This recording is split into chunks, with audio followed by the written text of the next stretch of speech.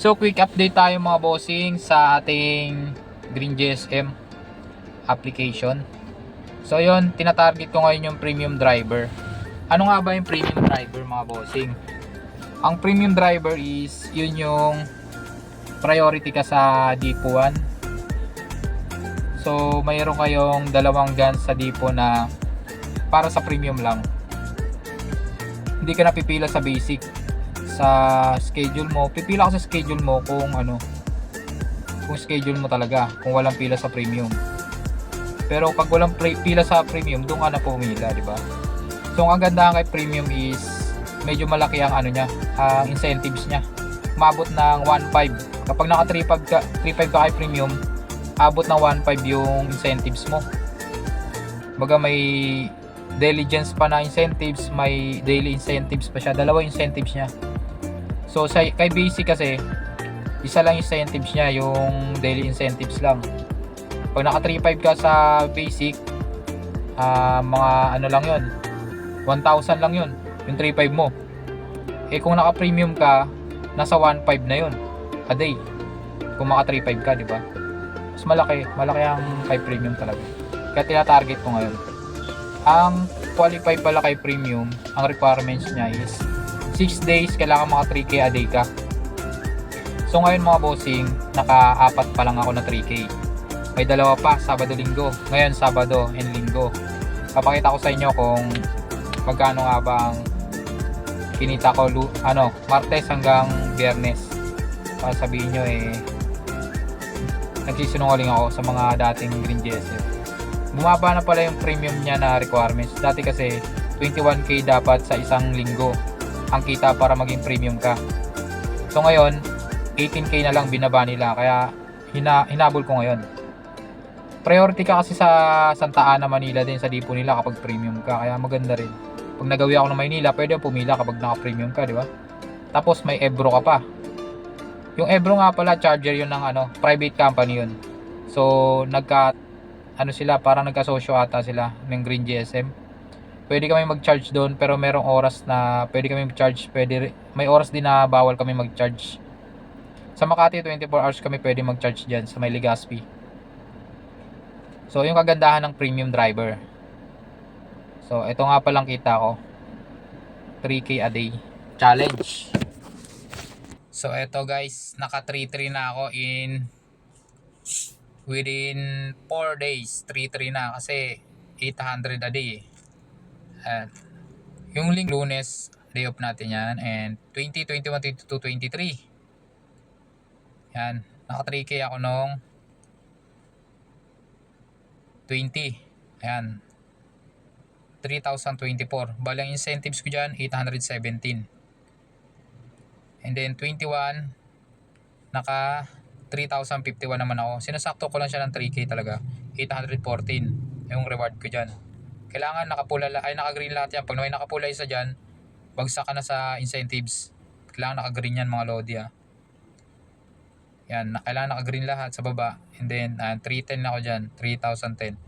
852. Medyo malaki-laki yan kasi yung rush hour revenue na sa pool ko, 997 yung revenue ko ng rush hour. And then kahapon, tuloy kahapon,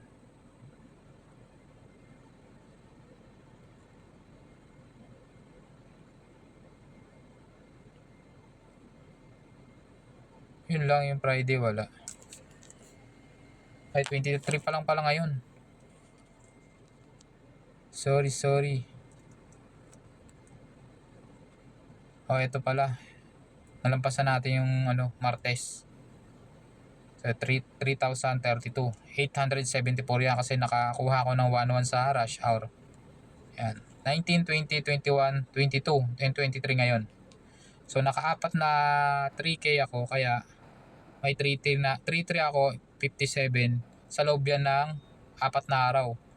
Bali pag na 3K ulit ako, madadagdagan pa yun ng 1.6. Bali 4,000 plus yan. Incentives lang yan mga lodi Walang bawas sa tax yan kasi hindi na tayo nagbabawas ngayon ng tax kasi nga dun sa issue nakaraan, di ba?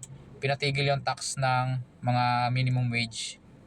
Kaya wala tayong tax in every month, wala tayong nakukuhang na babawas sa tax Kaya malinis yung incentives namin. Tsaka yung sahod namin na 8,000 plus tuwing kinsenas katapusan. Kaya kung magkano yung papasok na incentives dito, walang bawas na tax to sa tax sa amin, wala. Yun yung kagandahan ngayon. Kaya back tayo sa sa revenue commission. Ayan, basic pa lang ako ngayon eh. At tina-target ko yung premium. Balitaan ko kayo kung naka-premium na ako. Ito pala yung nakaraang incentives ko mga lods. Ito history. Ayan, naka 3.7 ako dyan. Nakarang linggo yan. Isang linggo yan 3.7. Ito 4 days lang.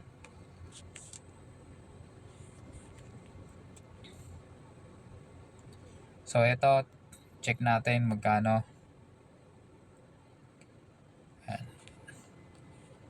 Ito nga pala yan yung kita ko ha. Ito. Yung nakarang linggo, yung peak day namin is naka 4,000 ako. Yan, sarado 4,000 yan yung revenue. Yan yung kita ko. Kasi may booking fee yan na 400 plus. Yung booking fee hindi yung kasama sa revenue. Yan, 25 trips. Bali naka 1 token yan. Pero hindi yan kasali sa incentives ngayong linggo kasi linggo yan Ito yung kasali. Tuesday. Yung Monday, day off ko Tuesday, yan. Naka 3,032. Thursday, 3,051.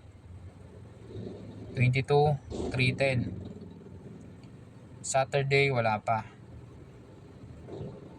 So ngayon, target ko ngayon maka 3K ulit. At maka 18K ngayong week. Para makuha ko yung Ebro tsaka premium driver. Para priority tayo. So yun lang ang ating update. Sa mga papasok, kailangan ng sipag at tiyaga dito sa trabaho na to. Kailangan ma-manage mo yung katawan mo na makatulog ka ng 6 hours or 7 hours a day para hindi ka mapuyat ng gusto. At tuturo ko sa next vlog ko yung diskarte ko paano ko nakukuha yung 3K. So yung abangan nyo lang mga bossing sa update. At yung mga gustong pumasok, sendan ko kayo ng link. Mag-PM lang kayo, mag-message lang kayo sa comment section sa mga gustong pumasok. Dito mga boss, sipag lang, kikita ka. Yung pangkain mo sa araw-araw, sa week, sa isang linggo, kaya mo kitain dito. Tapos yung sahod mo, pwede mo na ipunin. Kasi yung iba nga namin kasamahan, 13K in a week. Grabe yung mga incentives nila. 1 week lang yun 13K. Papakita ko sa inyo sa susunod para maniwala kayo sa akin. Kaya mo rin kitain yan dito basta sipag lang. Tsaka sa charging naman, kaya naman diskarte yan. Pag schedule mo naman, makakapila ka naman agad pag schedule mo. Salpak agad, wala pa isang oras yun. Second charge mo, kailangan sa chance ka na pumila nun. Malalaman mo yan pag nakapasok ka rito. Kailangan makadalawang charge ka sa isang araw para mag 3K ka. So yun lang, mga Lodi. Please subscribe para updated ka sa aking mga video.